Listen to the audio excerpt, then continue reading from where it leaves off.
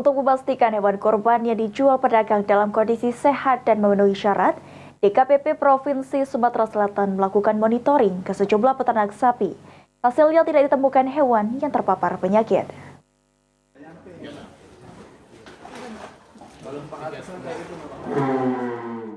Untuk memastikan hewan kurban yang dijual pedagang dalam kondisi sehat dan memenuhi syarat sesuai syariat Islam, Dinas Ketahanan Pangan dan Peternakan DKPP Provinsi Sumsel melakukan peninjauan ke sejumlah peternakan di Kota Palembang.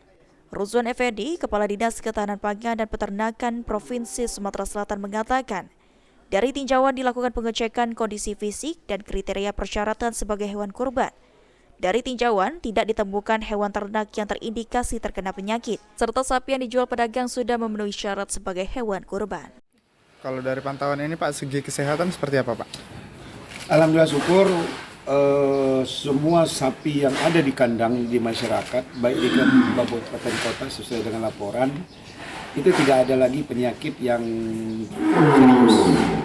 Dan tentunya kita juga sudah menyampaikan kepada masyarakat dan juga pedagang agar menjual sapi yang memang sudah sesuai dengan kriteria, harus sehat, tidak kurus, kemudian juga masuk umur, yang semuanya ditujukan dengan syarat-syarat. Ruzwan mengimbau masyarakat untuk membeli hewan kurban di peternak resmi yang memiliki sertifikat, sehingga hewan kurban yang dibeli dalam kondisi sehat dan memenuhi syarat sebagai hewan kurban. Eki Saputra, PAL TV.